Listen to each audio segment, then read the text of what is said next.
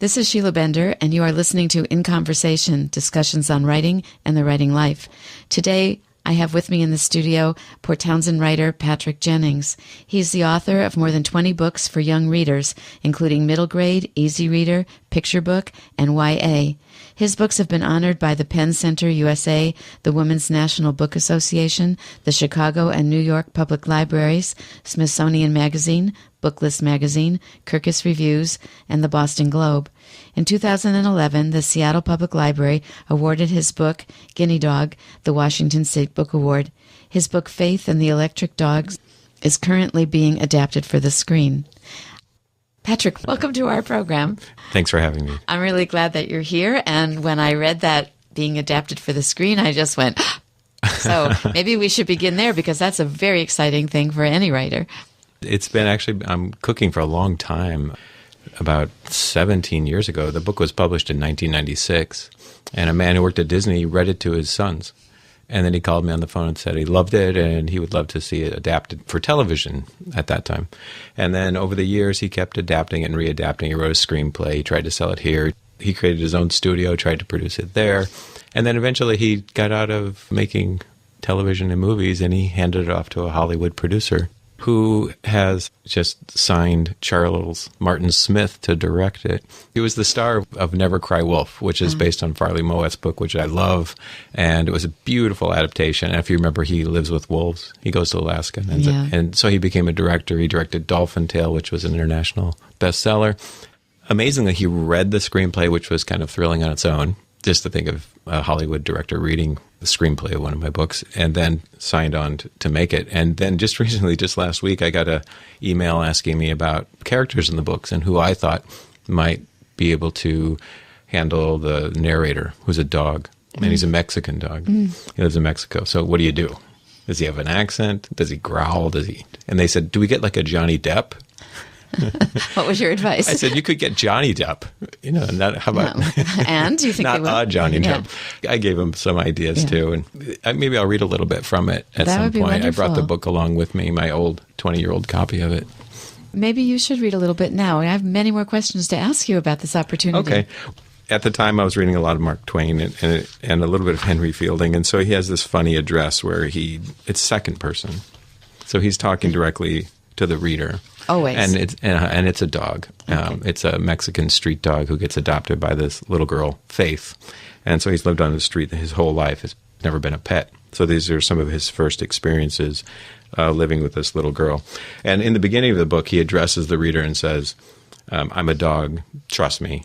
I'll tell the truth. And so in the film, we had some trouble with that because he's not a speaking dog. He's a thinking dog. And so we wondered how to address that. And in the screenplay, I had the idea that maybe he would face the camera, look directly into it in kind of a studio setting, and say, I am not a talking dog. And I'm being voiced by a famous actor. And just said that whole fourth wall breaking sort of thing right off the bat, just like happens in the book. So this is a little bit later after he's been adopted. That afternoon, Faith rushed through the door, her eyes all red and swollen. She sank to her knees and hugged me and sobbed. Oh, Eddie, she said, I hate it. I just hate it. She has just moved to Mexico from the United States. I pressed my muzzle up into her face and licked her cheek. It tasted salty. The kids at school hate me, she said. The teacher hates me. I can't understand a thing anyone says, and they can't understand me either, she sniffled. Diego keeps making fishy faces at me. At that, she buried her face into my neck and cried. After a few minutes, she pulled away and tried to speak, but only big spit bubbles came out of her nose. Horrid, slimy goo oozed out. She wiped it all away with a swipe of her sleeve. Would you like to learn a new game? She asked, snuffling. The game was called Fetch. She threw a stick and I retrieved it. Quite simple, really. I caught on very quickly. Soon I was catching the stick in midair. We played until Faith was called in to dinner, and then, after she'd eaten, I tugged her back outside. We played until it got too dark to see. All that night I lay awake, thinking of fetching. The next day, when Faith came through the door after school, I greeted her, stick in mouth. Again we played until dark, pausing only for dinner. I was obsessed. Dogged. Retrieval was all I could think about. It got so that we played fetch every afternoon and always on into the night. I was manic. I would wait for hours by the door with a stick in my mouth, drooling in anticipation. Faith was a real trooper. She rarely denied me a toss. She'd stay up until she was fainting from fatigue, but still she threw. When finally she could go on no more, I would whine and whimper and paw.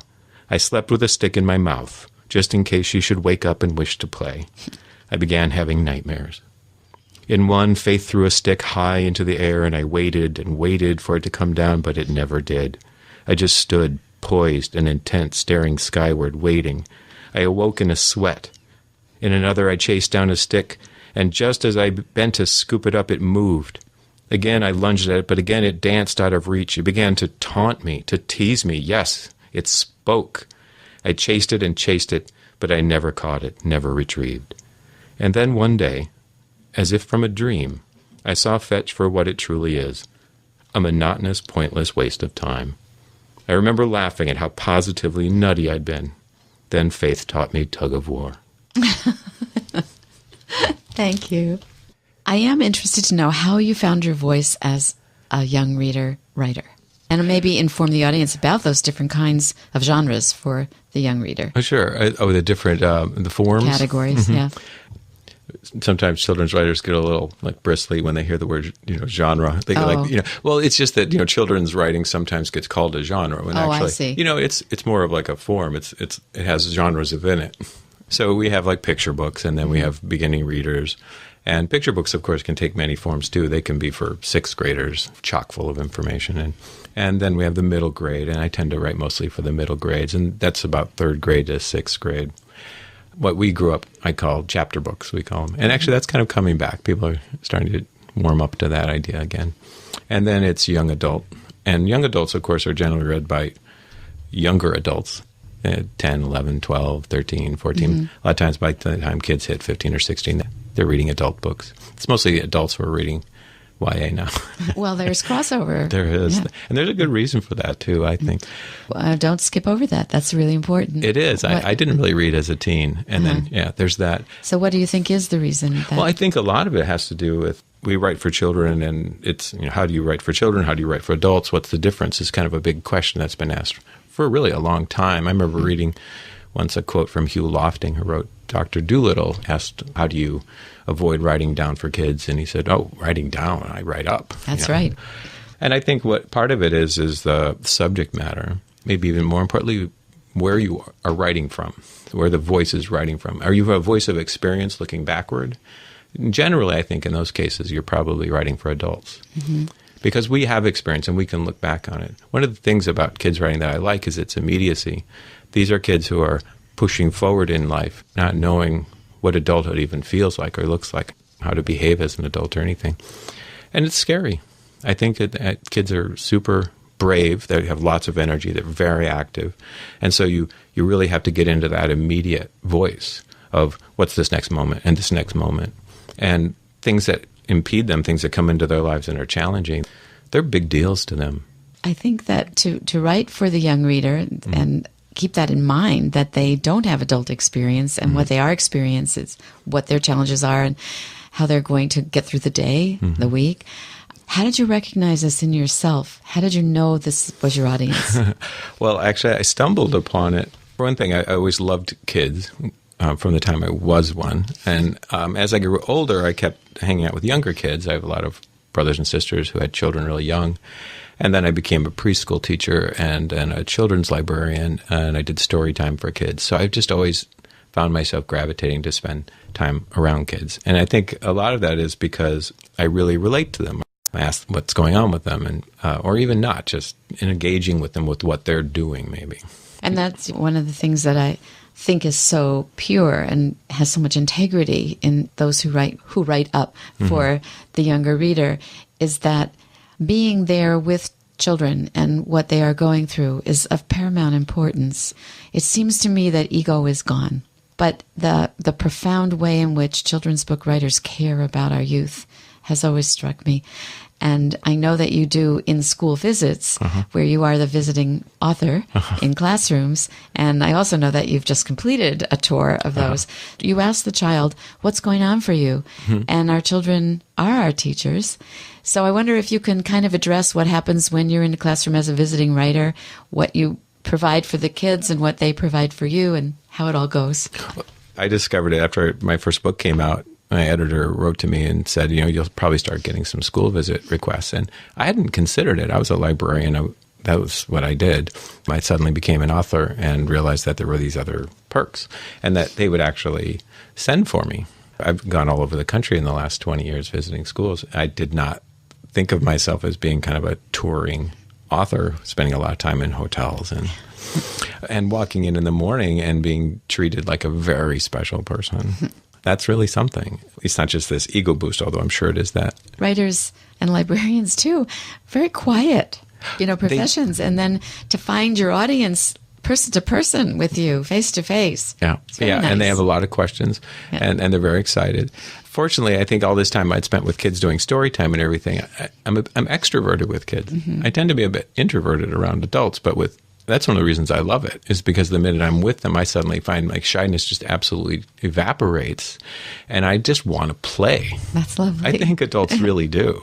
That's one of the reasons why, going back to the other question, why do we read children's books? Because of that. Because we want to go back and feel that immediacy. That's the things that we put in the books for the kids so they can relate to them. We remember. And we want to feel that all over again. We want to play. Excellent. So when I walk into the school, it's playtime. That's great. It's just, and how do you play? And what do you do as part of your visit? Generally, I because they want kids to have as much face time with me as possible, they put a bunch of kids into a room and I speak to them. It can be 80 or 50 or 400, but I always draw. I try to do as many different kinds of things as I can. I like to wander out into the audience and talk to kids individually, get suggestions from them. We usually create a story while I'm in the room. We have about an hour, and by the time we start with nothing, by the time we're done, I tell the whole story and complete it. So I give them some skills to, like, how do you come up with a story? How do you construct it so that it'll end satisfactorily? And I get tons of them in the mail. I mean, right now I've got a stack of letters to answer from kids all over the country. Them. Every single one. Wow. Even if I get a bag of them with all the kids in the class saying, thank you for coming. They all get a postcard. They all get an autograph. One of the things that's true about kids, I think, is that they believe in you. If you've come and you've shared with them, they believe in you, and to not let them down, it's fabulous. Thank you. Well, that's one of the win-win-win stuff. I go, and they've all read my book. That's a win, not just for me, but for them. And then they have this anticipation, I'm going to read the book and then I'm going to meet the author and I can ask them all these questions. So then they're creating all these questions and doing all this thinking. And then I come in and we have this like exciting workshop and they get to meet me. And so the enthusiasm for literature suddenly is just busting out. Yes. It's not athletics. It's not, I'm not a pop star, but they treat me like one. Yes. And so suddenly, like, maybe a writer could be like, I like hearing that. A really exciting person. And I leave and then I get all these letters and and they said, and now I've read this book and this book and this book. And I never liked reading. Things like that. You get letters like that. Yeah, they'd bring a little tear experience. To the corner. Absolutely. Yeah. You are listening to KPTZ 91.9 FM, Port Townsend. In case you just joined us, you are listening to In Conversation with Sheila Bender, discussions on writing and the writing life. Sheila is speaking with Port Townsend children and young adult writer Patrick Jennings about writing his picture books, chapter books, and novels. What are your favorite kinds of questions, or the questions themselves that kids ask you? Well, of course, I get like these boilerplate ones, like what inspired you to write and what you did this, but they often will come right off the wall. I remember the first time I had a third grader say, like, what's your favorite genre? They could be very perceptive. Fortunately, I'm not going to be able to draw any up. I have a whole collection of my very special favorite letters, too. I like them when they actually talk to me about the text. Why did this character behave this way? Sometimes they will do a little fact-checking for me. They'll say, like, I remember once, actually, a kid said, the lights were out because of a tornado. Why did the doorbell work? Things like that. Yeah. Did you have an answer? I did not. I just sat there frozen like a deer in the headlights. So they're really good, and they can really set you back sometimes with their questions. When you said your first book, and when you were a librarian, now you were suddenly an author, that is the book that's under work for the screen. Yeah, and hopefully it'll have the same title. But yeah, and it was a real delight because we purchased the book through the library. I cataloged it. I processed it. I put the tags on it, and I put the pocket in it. That's how long ago it was. Wow. And I shelved it, and I recommended the heck out of it. Wow. Well, most writers get a thrill by just seeing their book in the bookstore, or maybe the bookstore window, or to actually do the whole process for your own book. That's exciting. I was so excited about the library. I went online and started looking at all the libraries in the country to see if they had copies on their shelves. What'd you find? They everywhere. But the best thing about that is the bookstore is one thing. Somebody has to go in and plunk down $16. The libraries, I know each one as a librarian. I know, hundreds of times, just over and over and over. So it's just countless readers when it's in a library. And you had one very special reader, the man who read it to the Hollywood person who read to his child. Yeah. That's fabulous. And look, it's years now, right, since the publication of that book. Well, in Connecticut, I just went, and a man has been teaching Faith in the Electric Dogs in his class for the last 13 years. Oh. It's been every year. He's a fifth grade teacher, and he has read Faith in the Electric Dogs to his kids every single year. How gratifying that you get to see these people in person. So I know you brought an array of books, and I think the next one that you might want to read from is quite different since it's a picture book, right? Okay, yeah. Well, this is my new book, and we talked about different forms. A lot of times, as a preschool teacher, I kind of imagined that I would be a picture book writer. I don't draw, so I knew that I would be working with an illustrator. Oh, but you draw pictures when you're in class. I do. I do love to draw. Okay. I do. I'm just not talented enough to illustrate. Illustrating is such a different art than drawing. But I might one day. We'll see. I did some drawings inside of Faith in the Electric Dogs, just some decorations and such. But not like what Suzanne Kaufman did for this book, my new book called Naughty Clawdeen's Christmas, which Random House is going to put out in October. But I had written several picture books, and every time after Faith in the Electric Dogs, I would send it to my editor, and she would say, "This is not a picture book. The voice of the kid is 10. You've written another middle grade." And so then I would enlarge it. Like Guinea Dog, my book Guinea Dog started as a picture book and then became a middle grade short story and then became a novel. And that was true for my book Odd, Weird, and Little, and my book My Homework Ate My Homework too. It became kind of a thing. I almost thought like, okay, I'm going to pretend it's a picture book. To get it out there to begin just to get it started, and then it will go through the things. Yeah. But this book, this is only my second book that was published. The first one started off also as a beginning reader, which is a reader for kids, a book for kids who are just starting to read. Those kinds of books have a real controlled vocabulary. Lots of repetition. Think Cat in the Hat. Those kinds of books. The I Can Read books. And so that's where it started for me. So this is the second picture book. This was the other one, Bat and Rat, which was kind of an homage to Frog and Toad. Only they were nocturnal and urban.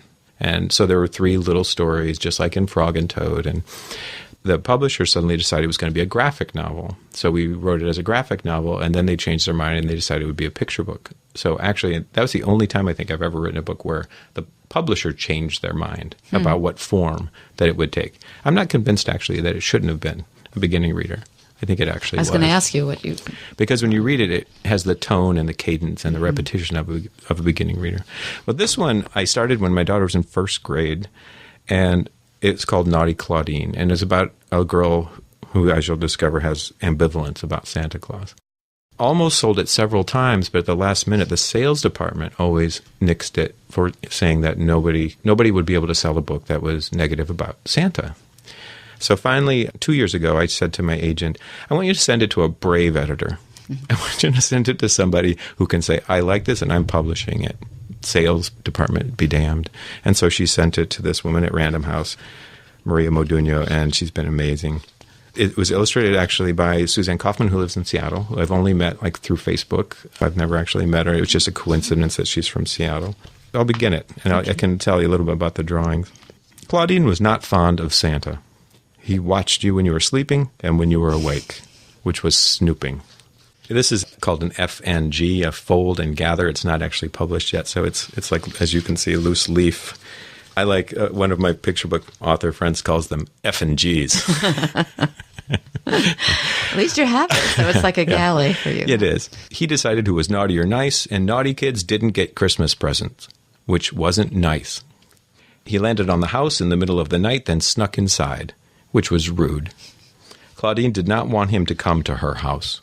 And there's this great picture of her looking quite devilish, and her little dog, who the illustrator invented, kind of wagging his tail like, I'm in.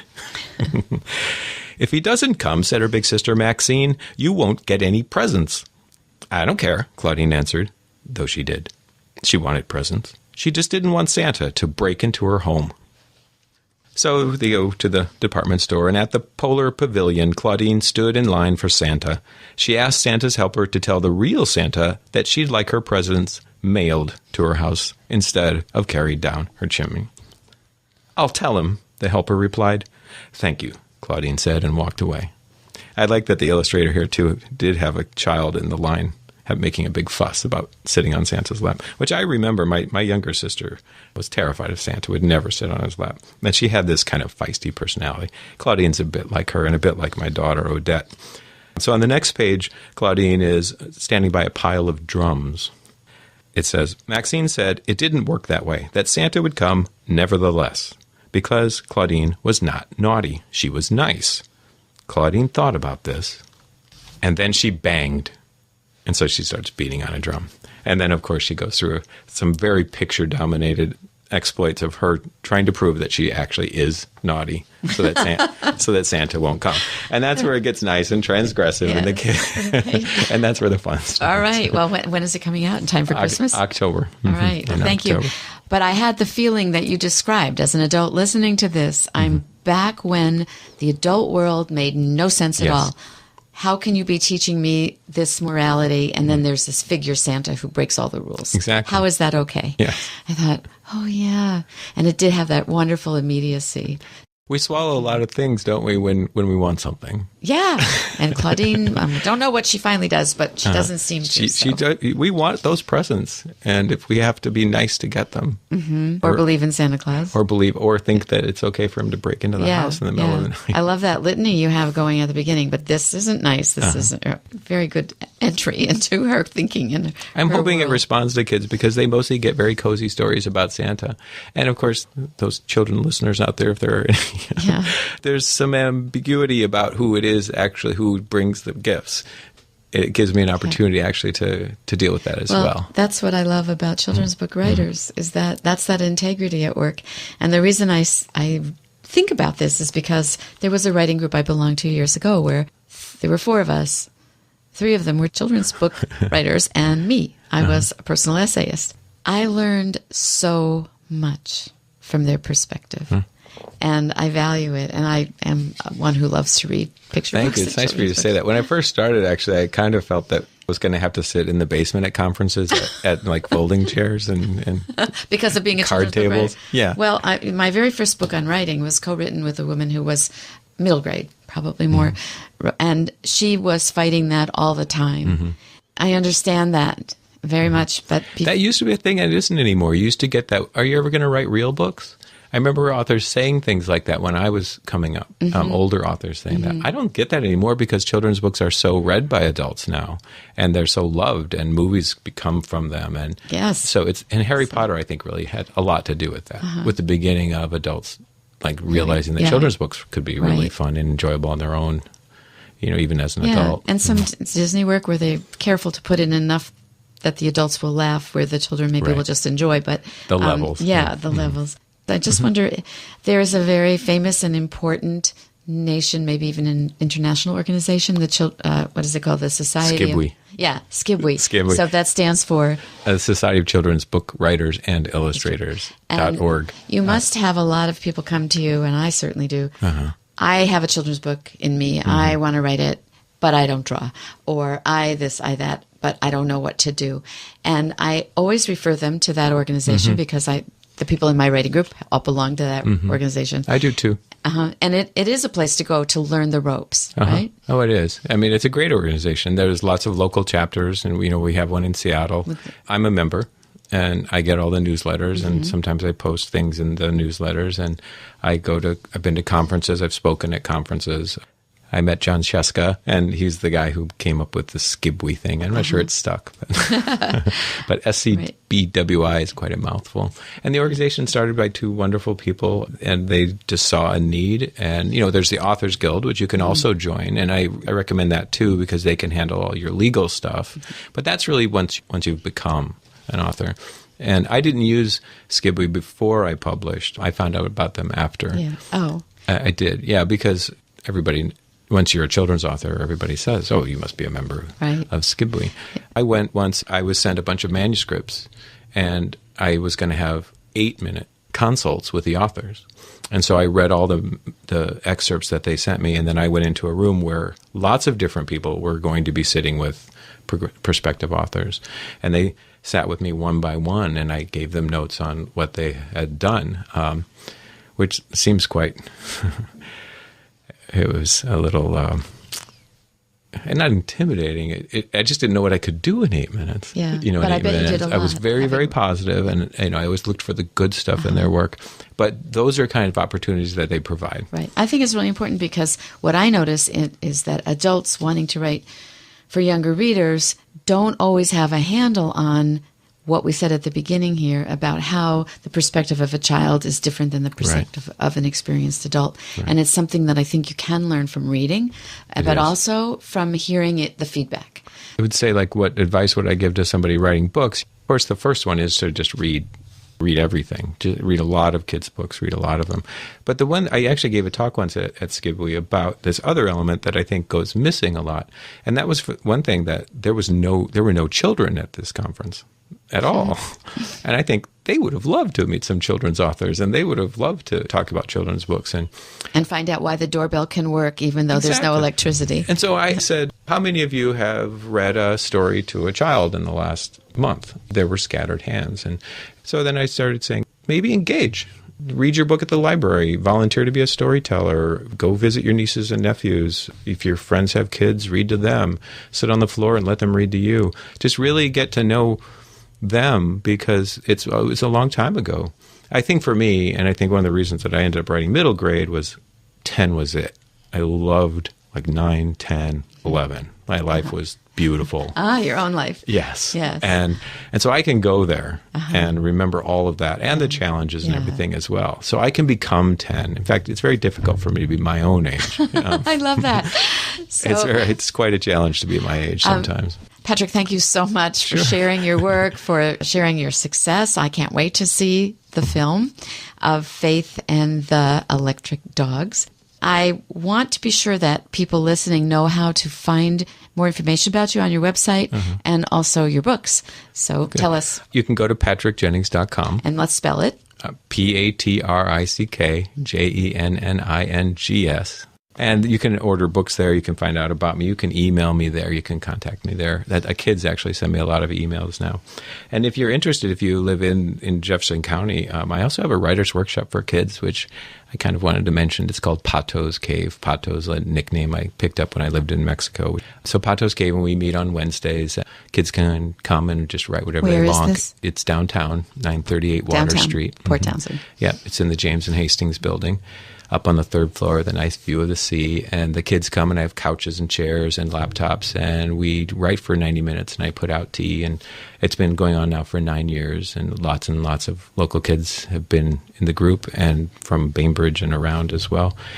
And I have summer camps. So if you're interested in those, you can contact me through at your my website. Okay, and I'm sure the Writers' Workshop in town carries your books? They do. Thank you so very much for being with us today. Thank you. It's a pleasure.